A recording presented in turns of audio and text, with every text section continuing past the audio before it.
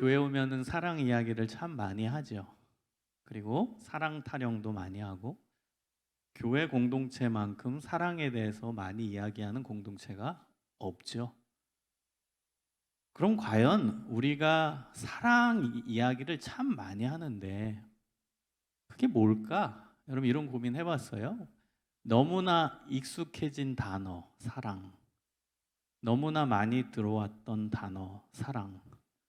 설교 시간에 매번 나오는 사랑. 그럼 과연 그 사랑이 뭘까? 그게 뭘까? 우리가 이어폰 꽂고 맨날 듣는 유행가 가사에서 나오는 사랑과 같은 것일까? 과연 교회에서 얘기하는 사랑, 성경에서 얘기하는 사랑, 그게 뭘까? 여러분 이게 핵심이거든요. 우리가 교회에 나와서 하나님 말씀을 배우는 가장 중요한 목적이 사랑을 알기 위해서입니다. 그게 가장 중요해요. 결론부터 이야기하면 오늘 본문을 보십시오. 오늘 본문을 보면요. 굉장히 중요한 말씀이 반복되어 나오거든요. 13장, 로마서 13장 다시 펴보세요. 로마서 13장 8절을 한번 보면은 뒷부분에 남을 사랑하는 자는 율법을 다 이루었느니라. 10절에 보면 사랑은 율법의 완성이니라. 가장 중요하다는 거겠죠? 다른 사람을 사랑하는 자는 율법이 얼마나 많습니까? 성경에. 다 이룬 거래요. 그리고 사랑하는 사람이 율법을 마무리 지은 거래요. 율법의 완성이라는 뜻은 율법의 끝, 율법을 마쳤다 이런 뜻이에요. 우리가 공부할 때 마스터한다고 하죠. 뭐 토익 준비를 하면 토익 완성 이 단어입니다. 내가 한 달, 두 달, 석 달 학원 다녀서 나 토익 고급 과정까지 완성했다. 토플 고급 과정까지 완성했다. 여러분이 준비하는 자격증 다 완성했다 이런 뜻이에요. 끝이에요. 끝. 다 끝났다는 거예요. 여러분 사랑하는 사람이 율법을 다 끝낸 사람이래요. 그러니까 얼마나 중요한 단어가 사랑이라는 걸 아시겠죠? 그럼 과연 그 사랑이 무엇이냐? 우리가 교회 와서 배움의 가장 중요한 목적이 사랑을 깨닫기 위함이거든요. 그 사랑이 뭘까? 여러분 헬라어에서는 이 사랑이라는 단어가 4가지 정도 있다고 제가 예전에 설교 시간에 한번 말씀드렸던 것 같아요. 4가지 정도 있어요. 우리나라 단어에서의 사랑은 1개밖에 없는데 헬라어에서 우리 신약 성서가 헬라어로 쓰여졌으니까 헬라어 원어를 봐야 되거든요. 헬라어에서 사랑이라는 단어는 4가지가 나와요. 맨 처음 나오는 거 우리도 뭐 알고 있는 단어입니다. 에로스. 이게 헬라어거든요. 에로스 들어보셨죠? 이건 남녀 간의 사랑입니다. 주로 육체적인 사랑을 뜻하는 단어가 에로스입니다. 자, 그 다음에 필리아라는 단어가 있어요. 2번째는 필리아는 동성 간의 우정입니다. 남남 여여 우리 친구들 있죠? 그 우정이 필리아예요. 자, 3번째가 스토르게라는 단어입니다. 자, 이것은 부모가 자녀를 사랑하는 사랑입니다. 그 다음 4번째 나오는 용어가 아가페라는 단어입니다. 이것은 신이 인간을 사랑하는 사랑. 그리스 사람들은 이렇게 4종류의 사랑을 나눠서 이야기했어요. 자, 그러면 기독교에서 말하는 성서에서 얘기하고 있는 사랑은 당연히 4번째인 아가페겠죠? 여러분, 신이 인간을, 그러니까 하나님이 인간을 사랑하는 그 사랑의 특징이 뭘까요? 그 특징은 정리를 해보면요. 사랑의 방향이 달라요. 우리가 3가지 전에 언급했던 그 사랑의 단어들, 조금 전에 여러분 기억하세요? 스토르게라는 단어, 에로스라는 단어, 필리아라는 단어. 이거는요, 사랑의 방향이 나 안쪽을 향해 있기보다 어때요? 다른 사람한테 향해 있나요? 아니에요. 내 안쪽으로 향해 있어요. 물론 레벨의 차이는 있죠. 그러나 내 안쪽의 방향으로 흐르는 사랑이 그 세 단어에는 다 들어가 있습니다. 여러분, 에로스, 남녀 간의 사랑, 여러분 중에서도 남자친구, 여자친구, 또 여기 결혼하신 분들 계실 텐데요. 다른 사람한테 내가 꽂혔다. 내가 저 여자한테 꽂혔다. 저 남자한테 꽂혔다. 그래가지고 사랑이 이루어지죠. 그게 에로스예요. 근데요, 그 에로스는요, 방향이 나를 향한 게 있어야 돼요. 무조건. 그렇죠? 나를 향한 게 있어야 된다는 것은 내가 받아야 된다는 거예요. 내가 상대방으로부터 뭔가를 받아야 내 마음도 열리는 거예요. 여러분, 지금 남친 여친 있는 분들 잘 생각해 보십시오. 내가 받는 게 1%도 없다. 나는 무조건 상대방한테 100% 쏟아낸다. 그건 에로스가 이루어질 수가 없습니다. 사람은요, 받아야 마음이 열리고 남녀 간의 사랑이 이루어지는 거예요. 상대방이 나를 사랑해주고 받아야 돼요. 그리고 내가 마음문이 열려서 상대방한테 선물도 주고 감동도 주고 그리고 맞춰주고 하는 거예요. 그게 에로스예요. 필리아는 어떨까요? 남남여여의 우정. 당연히 내가 받아야죠. 아니, 친구가 나한테 주는 건 한 개도 없어. 내가 밥 먹으러 가자 그러면 싫다고 그래. 영화 보러 가자 그러면 시간 없다고 그래. 내가 원하는 걸 한 개도 나한테 채워주지 못해. 그러면 우정은 이루어질 수가 없습니다. 생각해 보세요. 친구한테 야, 오늘 놀러 가자. 싫어. 야, 우리 저녁 때 뭐 먹으러 가자. 싫어. 야, 시간 나는데 영화 보러 가자. 싫어. 그럼 그게 친구가 돼요? 절대 안 됩니다. 내가 받는 게 있고 내 원하는 걸 채워줘야 친구도 친구가 되는 거예요. 자, 부모와 자식 간의 관계는 이걸 완전히 뛰어넘을까요? 그렇지 않아요. 부모도요, 저도 부모입니다. 부모도 자식으로부터 받아야 돼요. 물론 앞에 두 사랑과는 조금 다르죠. 내 핏줄이니까, 내 혈통이니까 거기서부터 벌써 사랑의 조건이 들어가지만 어떻게든 내가 자녀를 향해, 그러니까 내 사랑의 방향이 내 안쪽을 향하는 게 아니라 바깥쪽, 상대방, 자녀를 향해 있기는 하지요. 그러나 그 사랑도 완벽하진 않아요. 나한테 주는 게 있어야 돼요. 여러분 잘 보세요. 객관화해 보세요. 자녀와 부모와의 관계에서도 부모는 받아야 됩니다. 그래야 자녀와 부모와의 사랑이 끈끈해지는 거예요. 그 받는다라는 게 꼭 물질적인 개념으로는 생각할 필요 없어요. 예를 들어서 갓난 아기가 태어났어요. 내 딸이에요. 내 아들이에요. 귀엽죠? 그 아이를 통해 난 받는 거예요. 예뻐. 그러면서 내가 정말 행복해. 받는 거예요. 이 아이 귀여워. 그러면서 행복감을 느껴. 이게 받는 거예요. 받는 게 없다면요, 부모와 자식 간의 사랑 이루어질 수 없죠. 얘를 키우는데 맨날 짜증나, 화가 나, 나는 행복하지가 않아. 얘 키우는데 막 잠도 못 자고 스트레스만 받아, 괴로워 미칠 것 같아. 그게 사랑이 될까요? 안 되죠. 근데 아기가 태어났는데 뭐 잠을 못 자더라도 너무 귀여워, 너무 사랑스러워. 얘 케어하면은 막 힘이 솟아나. 너무 예뻐. 얘랑 같이 있으면 내가 모든 걸 가진 것 같아. 이게 받은 거예요. 받는 느낌이에요. 받는 거예요. 받는 거예요. 그게 받으니까 그 사랑, 스토르게도 이루어지는 겁니다. 그냥 부모가 자식한테 다 쏟아내는 게 사실 아닙니다. 부모도 받는 거예요. 자녀로부터 받아요. 자, 그러면 맨 마지막에 언급한 아가페는 사랑의 방향이 나를 향해 있지 않고 다른 사람을 향해 있습니다. 완벽한 아가페는 100%입니다. 100% 다른 사람을 향해 있는 게 아가페 사랑이에요. 사랑의 방향이 달라요. 그게 성경에서 이야기하고 있는 사랑입니다. 사랑의 방향이 나를 향해 있지 않고 타인을 향해 있다. 다른 곳을 향해 있다. 이것이 기독교에서 말하고 있는 사랑, 아가페 사랑입니다. 여러분, 그렇게 본다면 조금 더 쉽게 이제 풀어서 아가페 사랑을 설명을 하면 이유 없이, 조건 없이 주는 사랑입니다.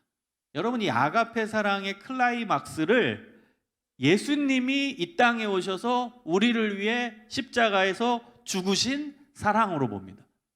이유 없이, 조건 없이 누구나 그 사랑 안에서 그 사랑을 누릴 수 있다예요.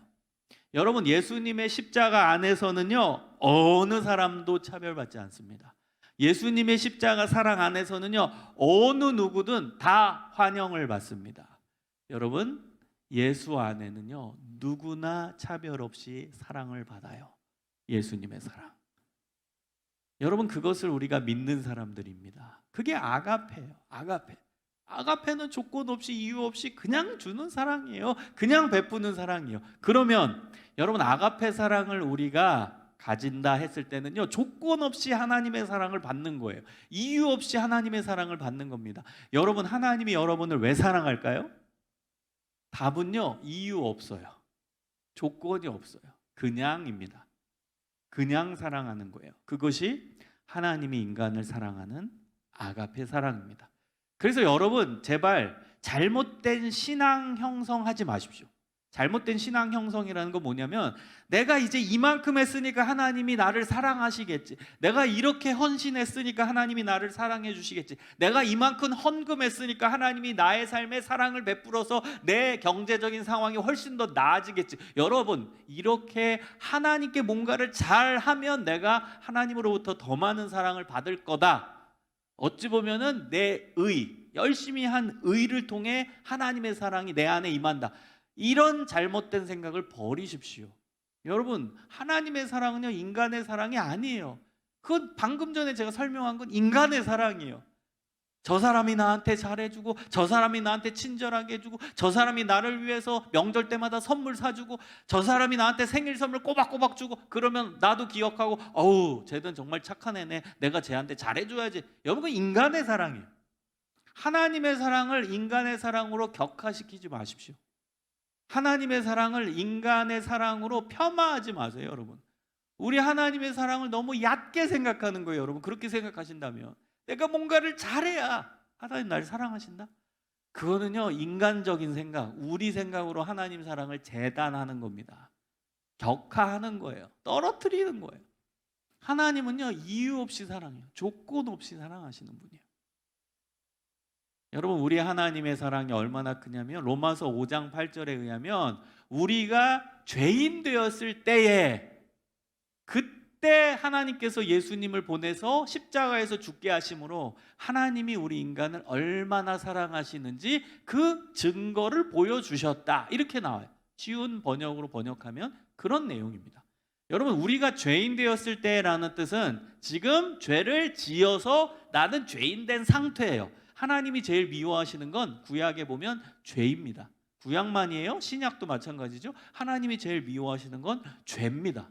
근데 내가 죄를 지었어요. 지금 짓고 있어요. 그래서 죄인이 됐어요. 근데 그때 하나님은 우리를 정죄하시거나, 야, 너는 이제 내가 제일 싫어하는 거 했으니까 이제 나는 너 안 사랑해가 아니라, 그때의 사랑의 클라이막스를 보여주셨다는 거예요. 그 사랑의 클라이막스가 예수를 보내셔서 십자가에 죽게 하심으로 인간의 죄를 눈 감아 주시고 씻어 주셨다는 거예요. 그게 하나님의 사랑이에요. 우리가 막 하나님께 잘 보이려고 뭐 잘하려고 뭔가 헌신하고, 그 다음에 의로워지려고 우리 스스로 엄청나게 노력하고, 그때 하나님은 그래, 내가 예수를 보내서 너에게 사랑을 베풀어 줄게가 아니라, 하나님이 제일 싫어하는 죄를 지을 때, 죄를 짓고 있는 중에, 그래서 죄에 물들여져 있을 때, 그때 하나님은 최고의 사랑을 보여주셨다는 거예요. 그게 하나님의 사랑입니다. 우리 인간의 사랑과는 비교할 수 없는 최고의 하나님의 사랑이에요. 근데 여러분, 여기까지만 들으면 하나님 감사합니다, 하나님 땡큐 베리 마치, 최고예요. 하나님 역시 하나님은 최고예요. 근데요, 우리 하나님은 그렇게 쉽지 않아요. 무슨 의미냐? 여기까지만 들으면 우리 하나님 너무 고맙습니다, 내가 이렇게 사랑을 누리고 있으니 저는 얼마나 행복한 존재입니까? 하나님 감사합니다, 하나님 너무 좋아요, 저는 날아갈 것 같아요, 행복한 존재고 인생이에요. 근데 우리 하나님은 거기서 끝내질 않으세요. 그 다음이 이제 문제예요. 그 다음 뭐가 문제인 줄 아세요? 내가 너희들에게 아가페 사랑을 베풀었으니 너희도 이웃에게 아가페 사랑을 베풀어라. 또 하나, 너희도 나에게 아가페 사랑을 베풀어라요. 하나님에게. 여러분, 신명기 6장 4절 5절에 보면은요, 하나님 사랑에 대해 나오거든요. 그건 하나님이 우리를 사랑하는 게 아니라 우리가 하나님을 사랑하는. 우리 하나님 여호와는 한 분이신 여호와시니 너는 마음을 다하고 뜻을 다하고 힘을 다하여 주 너의 하나님을 사랑하라. 그리고 이것을 이제 신약에서 예수님께서 가장 큰 두 계명으로 이제 말씀을 하시거든요. 가장 큰 두 계명을 말씀하실 때 우리가 잘 알듯이 하나님 사랑, 이웃 사랑이잖아요. 그거 누가 하는 거예요? 내가 하는 거예요. 내가 하나님을 사랑하고 내가 이웃을 사랑하는 거예요. 여러분 한번 찾아볼까요? 마태복음 22장 한번 보세요. 마태복음 22장. 오늘 여러분 설교가 기독교 신앙과 신학의 핵심입니다. 가장 중요한 내용, 우리가 맨날 얘기하는 사랑에 대한 내용이니까 여러분이 정확히 이해를 하셔야 됩니다. 마태복음 22장 37절부터 40절 한번 읽어보겠습니다. 마태복음 22장 37절부터 40절. 자, 읽어보겠습니다. 시작. 예수께서 이르시되 내 마음을 다하고 목숨을 다하고 뜻을 다하여 주 너희 하나님을 사랑하라 하셨으니 이것이 크고 첫째 되는 계명이요 둘째도 그와 같으니 내 이웃을 내 자신같이 사랑하라 하셨으니 이 두 계명은 온 율법과 선지자의 강령이니라. 예수님 말씀하신 거예요. 여러분, 예수님이 가장 큰 두 계명을 말씀하셨어요. 그것이 바로 37절에 나오는 주 너의 하나님을 사랑하라. 그 다음에 39절에 나오는 내 이웃을 내 자신같이 사랑하라. 이 두 가지를 말씀하셨어요. 그것이 모든 율법에서 가장 중요한 두 개 율법이라는 거예요. 그리고 완전히 이것을 명확히 말씀하신 게 40절입니다. 이 두 계명이 온 율법과 선지자의 강령이니라. 이것은 구약 성서를 뜻합니다. 당시에 예수님이 활동하실 때는 구약 성서밖에 없었거든요. 율법서, 선지서, 이게 구약 성경을 뜻하는 거예요. 구약 성서 전체의 명령이니라 이런 뜻이에요. 40절은 이 두 계명이 구약 성서 전체의 명령이자 가르침이니라 이런 뜻이에요. 그러니까 여러분, 하나님 사랑, 이웃 사랑이 얼마나 중요한 겁니까? 근데 중요한 건 하나님을 사랑하고 이웃을 사랑하는 주체가 누구죠? 나예요, 나. 더 정확히 얘기하면 하나님의 아가페 사랑을 받은 나. 내가 하나님을 사랑하고 이웃을 사랑하는 주체라는 거예요. 전제 조건은 뭐예요? 아가페 사랑, 하나님의 아가페 사랑을 받은 나. 이게 전제. 그러니까 하나님의 아가페 사랑을 이미 받았어야 돼요. 그걸 받은 자에 해당하는 구절입니다. 그 받은 자는 두 가지를 실천해야 되는데 그게 하나님을 사랑하고 이웃을 사랑하는 거라는 거예요. 근데 놀랍게 신약 성서죠. 마태복음 헬라어로 쓰여졌죠. 이 하나님을 사랑하라와 이웃을 사랑하라, 이 사랑이라는 단어는 아까 헬라어 네 가지 중에 뭐일까요? 뭐예요? 필리아, 에로스, 스토르게, 아가페 중에 뭐예요? 이 단어 아가페입니다.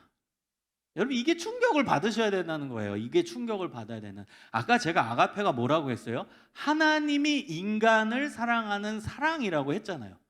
그런데요, 우리가 그 사랑을 받았으면 하나님이 인간을 사랑하는 그 사랑으로 우리가 하나님을 사랑하고 그 사랑으로 우리가 이웃을 사랑해야 된다는 거예요. 이게 어려운 거예요. 이게 하나님이 나를 사랑하신다, 아가페 사랑으로. 아, 좋아, 너무 행복해, 아, 땡큐 하나님. 여기까지는 좋다 이거예요. 근데 그 다음이 문제라는 거죠. 그 다음은 그 사랑을 받은 자는 동일하게 하나님이 인간을 사랑한 아가페 사랑으로 하나님을 사랑하고 그 아가페 사랑으로 이웃을 사랑하라 이거예요. 그래서 여러분, 신앙의 세계가 쉬우면서도 어려워요. 쉽다라는 건 뭐예요? 하나님이 나를 사랑하신다. 아, 쉬워. 아, 좋아. 난 누리면 되니까. 여기까지 쉬워. 근데 그 다음은 어려워. 내가 그 받은 아가페 사랑으로 하나님을 사랑하고 이웃을 사랑해야 되니까. 이건 굉장히 어려운 문제가 되는 거예요. 실천하기 너무너무 어려운 주제가 되는 것이죠. 여러분, 근데요, 기독교 신앙은 다 이렇게 진행이 됩니다. 모든 게, 성경은 일맥상통해요. 예수님이 제자들의 발을 씻겨주신 이유 뭐라고 했어요? 그냥 제자들을 사랑해서? 제자들 좋으라고? 섬김의 모범을 보여서 그냥 행복하라고 제자들? 예수님이 제자들의 발을 씻겨주신 이유는 내가 너희들의 발을 씻겨준 것처럼 너희도 다른 사람의 발을 씻어 주어라. 이게 예수님이 제자들의 발을 씻겨주신 이유라는 거예요. 그냥 예수님이 너희를 위해 발을 씻겨줬다. 아이고 좋다. 예수님이 내 발을 씻어주셔. 아 누려서 좋아. 행복해. 이게 아니라는 거예요. 동일하게 너희도 다른 사람의 발을 씻어 주어라. 그래서 여러분 두 가지가 같이 가야 돼요. 기독교 신앙은. 예수님이 내 발을 씻겨주시는 것, 그 누리는 것도 있어야 돼요. 하나님이 나를 사랑하신다. 하나님이 나를 안아주신다. 하나님이 나를 품어주신다. 하나님이 나를 배려해 주신다. 하나님이 나를 위로하신다. 이것도 누려야 돼요. 그거 누리지 못하는 사람도 있거든요. 누려야 됩니다. 근데 이제 기독교 신앙의 두 번째 차원은 뭐예요? 누리기만 하면 안 된다는 거예요. 그걸 잘하면 동일하게 그 사랑으로 하나님을 사랑하고 이웃을 사랑해야 한다. 여러분 이것이 기독교 신앙이고 이것이 하나님이 기뻐하시는 사람의 모습이라는 겁니다. 여러분 오늘 본문을 다시 한번 들여다보십시오. 로마서 13장 8절로 다시 돌아가 봅니다. 로마서 13장 8절에 보면은 사도 바울이 로마 교회 성도들을 향해서 이렇게 이야기합니다. 13장 8절에 피차 사랑의 빚 외에는 아무에게든지 아무 빚도 지지 말라. 여러분 이거를 어떻게 해석할까요? 피차라는 건 상호간해입니다. 로마 교회 성도들한테 보낸 메시지니까 로마 성도들을 의미하겠죠. 로마 교회 성도들 피차, 서로 상호간에 사랑의 빚 외에는 아무에게든지 아무 빚도 지지 말라예요. 여러분 사실 로마 교회가 가지고 있던 문제가 있습니다. 그 문제는 교인들끼리 돈 거래를 한 거예요. 교인들끼리. 그 문제가 발생했어요. 여러분 교인들끼리 돈 거래하면 100% 문제가 발생합니다. 그 교회 안에서 절대 돈 거래하면 안 돼요. 그래서 누가 빌려주고 빚 안 갚고 도망가고 그냥 좀 저 힘드니까 도와주세요. 좀 제가 1년 후에 갚겠습니다. 이자 얼마 쳐서 갚겠습니다. 아이고 제발 저 힘드니까 도와주세요. 그럼 아 그래요. 네네네 하고 또 빌려줘. 근데 그거 안 갚고 튀어요. 도망가요. 이런 문제들이 있었어요. 그래서 여러분 절대 교회 안에서는 그렇게 빌려주고 그것을 빚을 갚고 뭐 이렇게 되면 안 됩니다. 그런 일이 일어나서는 안 돼요. 100% 문제가 발생합니다. 근데 로마 교회도 그런 문제가 있었던 것 같아요. 그래서 사도 바울이 얘기합니다. 절대로 아무 빚도 서로 지지 말아라. 돈 거래하지 말라 교회 안에서. 이렇게 얘기합니다. 자, 그런데 그 앞에 뭐라고 얘기해요? 사랑의 빚 외에는 아무 빚도 지지 말라. 여기서 사도 바울이 강조하는 강조의 내용이 뭘까요? 첫 번째, 사랑의 빚은 지라라는 거예요.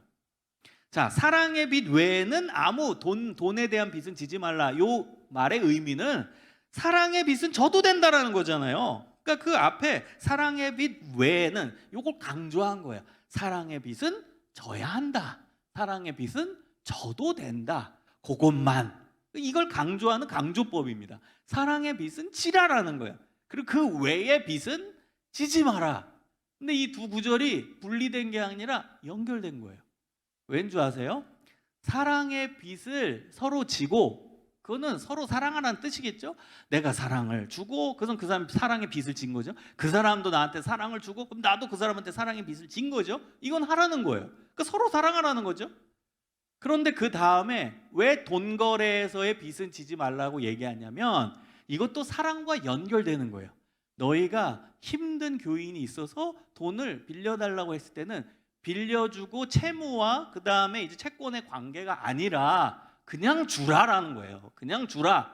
교회 안에서는 돈 거래하는 데가 아니라 그냥 사랑으로 주는 공동체라는 거예요. 만약에 진짜로 힘든 사람이 있어서 돈 좀 많은 사람한테 돈 좀 많은 성도한테 저 돈 좀 도와주세요. 저 힘이 들어요. 그러면 아 그래요? 몇 날 몇 시까지 갚으세요. 이자는 몇 프로입니다. 이게 아니라 그럼 그냥 주라라는 거예요. 그건 빚진 개념이 아니라는 거예요. 그건 사랑의 빚이라는 거예요. 돈 거래의 빚이 아니라 사랑의 빚이라는 거예요. 그래서 실제로 너무 성도가 힘든 사람이 있어가지고 그 안에 돈이 필요하다. 그러면 그것은 돈 거래로 하는 게 아니라 빚을 갚는 입장이 아니라 그냥 구제의 개념으로 주라라는 거예요. 그게 사도 바울이 의도한 거예요. 그래서 앞에 사랑의 빚을 절하와 뒤에 그 외에는 다른 빚을 지지 말라가 분리된 구절이 아니라는 거예요. 로마 교회가 갖고 있던 문제를 언급하면서 사랑을 하라라는 걸 강조하는 겁니다. 이해하셨죠? 그 사랑의 빚을 지라라는 거예요. 서로 사랑하라는 거예요. 쉽게 얘기하면. 그리고 그 안에 있는 문제, 돈 거래하던 문제, 그 개념은 깨라는 거예요. 정말 힘든 사람이 있으면 그냥 주라라는 거예요. 갚으라고 그렇게 얘기하는 게 아니라 그냥 줄 마음이 있고 그냥 줄 수 있는 사람이라면 그냥 주라라는 거예요. 그거를 되돌려 받지 말고 그거를 채무 관계로 보지 말고 그냥 주라. 구제의 개념으로 그냥 주라. 이게 사도 바울이 얘기하고 있는 내용입니다. 여러분, 여기서 말하는 이 사랑, 이것도 아가페죠. 아가페.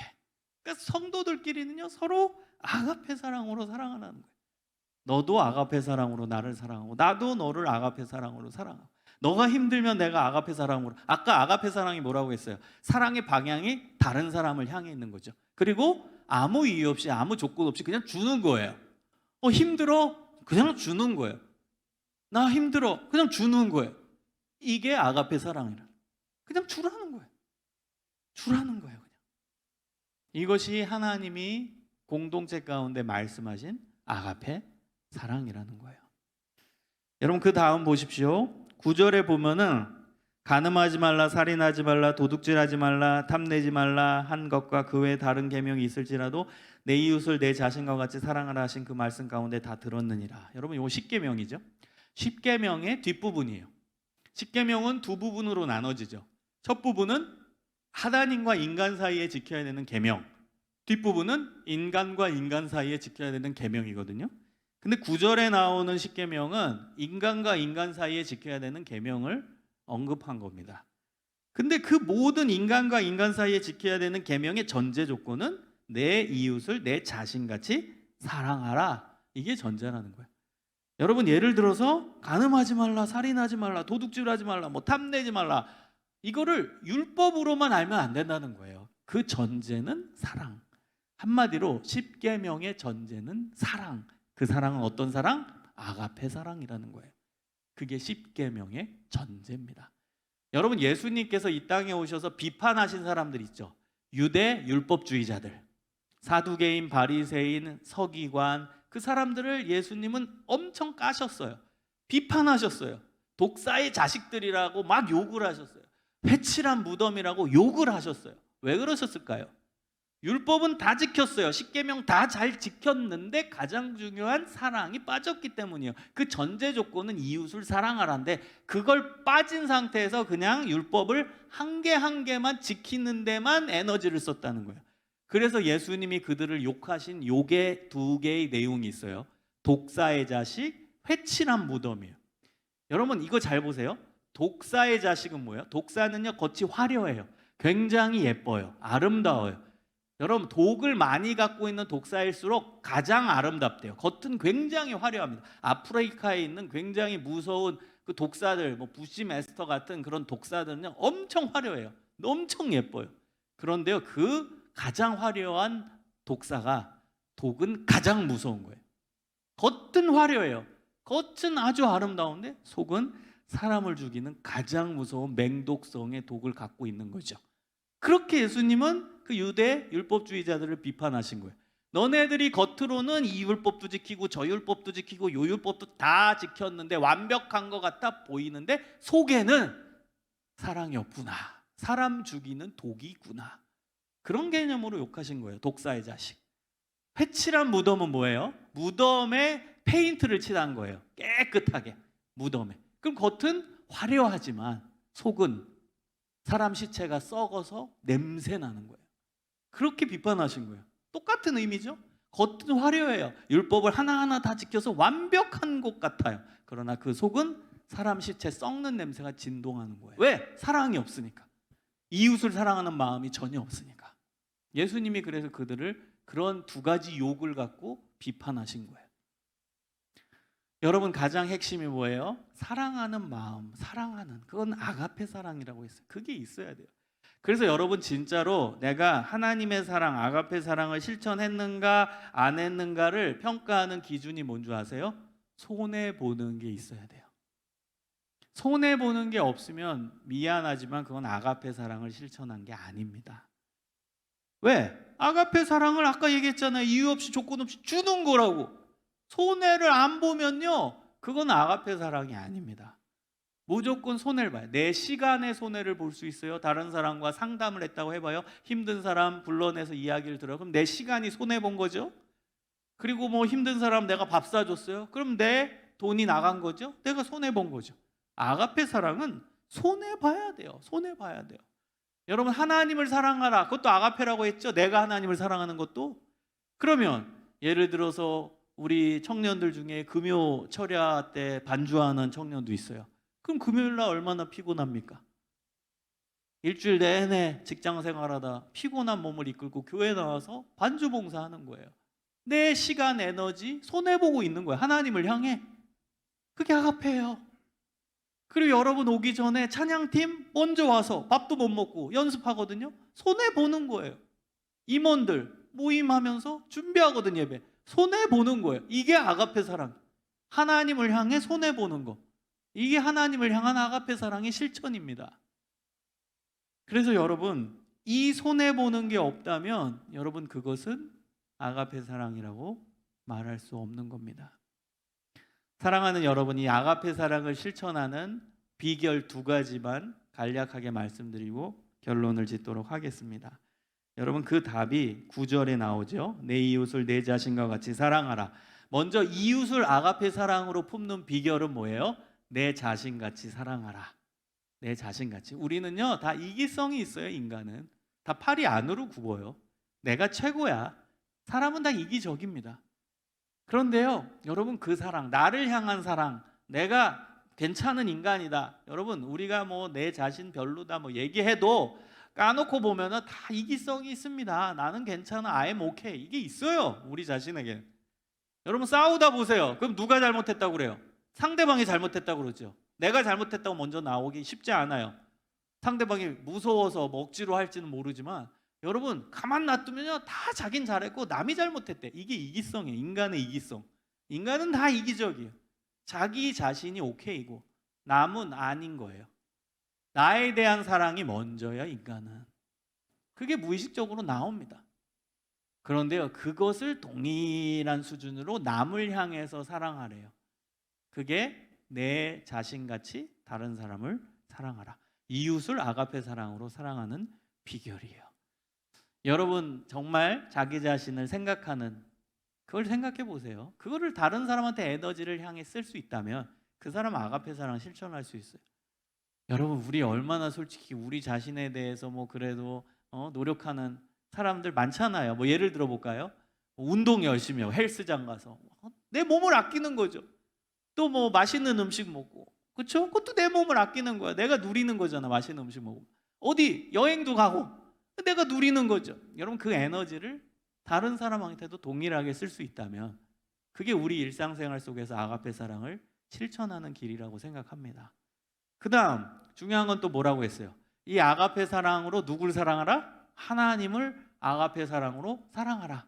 근데요, 이 답도 성경에 나옵니다. 우리가 아까 전에 읽은 마태복음 22장 37절에 나와요. 하나님을 아가페 사랑으로 사랑하는 비결이 마태복음 22장 37절에 나옵니다. 다시 읽어드릴게요. 내 마음을 다하고 목숨을 다하고 뜻을 다하여 주 너의 하나님을 사랑하라. 여러분, 여기서 마음은 헬라어로 카르디아라고 합니다. 그 다음 목숨은 푸시케, 이런 단어예요. 그 다음에 뜻은 디아노이아라는 단어예요. 여러분, 여기서 마음은 카르디아. 카르디아는 감정의 중심, 감정을 뜻해요. 우리 인간의 감정이 있죠. 그 다음 목숨은 뭐예요? 목숨은 생명이죠. 저는 이것을 좀 의역하면 헌신이라고 생각해요. 헌신.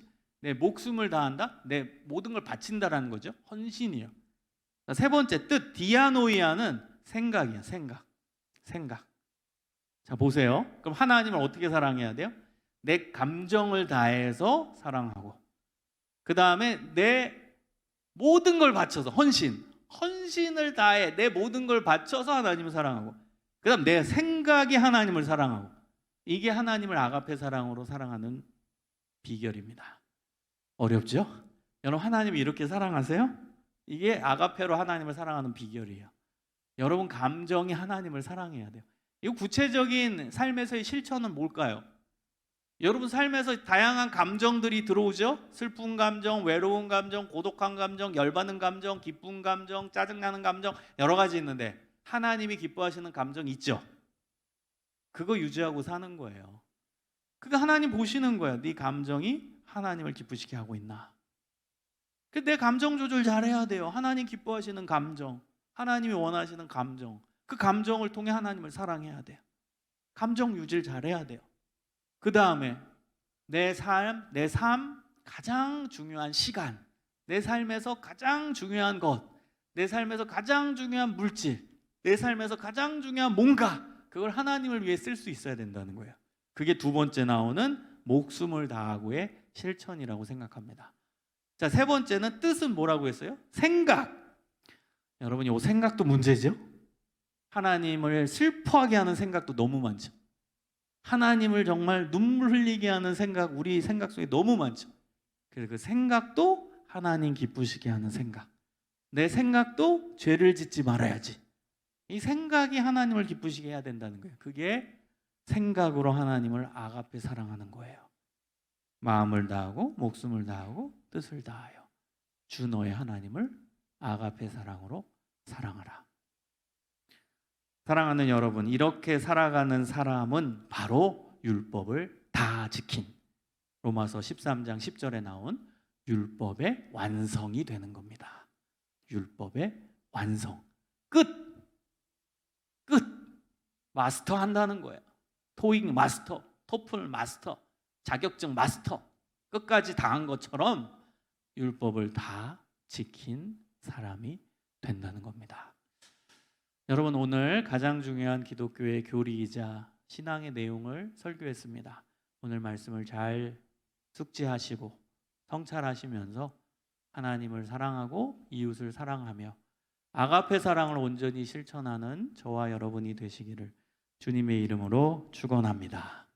기도하겠습니다.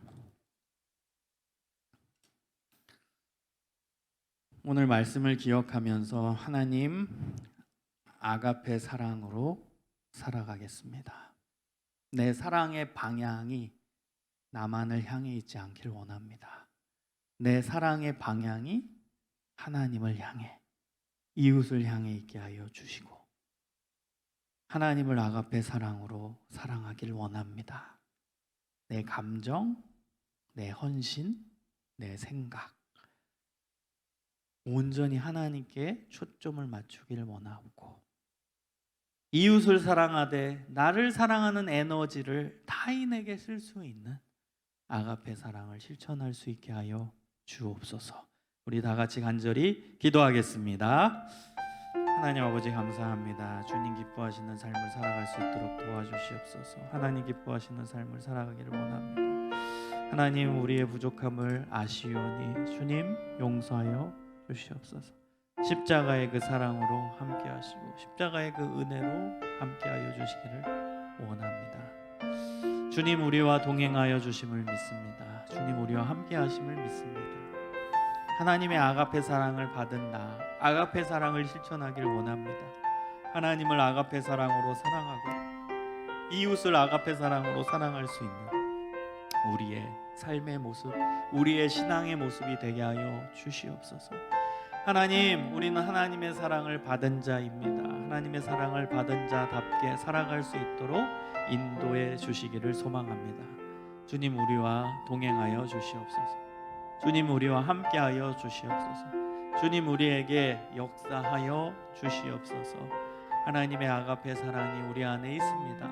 우리 안에 충만하게 하나님 역사할 수 있도록 우리의 삶을 지키시고 우리의 신앙을 지키시고 우리의 실천 가운데 함께하여 주시옵소서. 하나님, 우리의 마음이 하나님을 기쁘시게 하길 원합니다. 우리의 헌신이 하나님을 기쁘시게 하길 원합니다. 우리의 생각이 하나님을 기쁘시게 하길 원합니다. 하나님, 우리 한 사람 자신만 보지 않고 우리 자신에게 쓰는 관심과 지출과 에너지를 타인을 향해 쓸 수 있도록 주님 아가페 사랑을 실천하는 저희들의 삶이 될 수 있도록 붙들어 주시옵소서. 언제나 우리와 함께 하시는 하나님, 언제나 우리 가운데 역사하시는 하나님, 하나님 우리 가운데 일하시는 하나님을 믿사오니 주여 우리와 동행하여 주옵소서.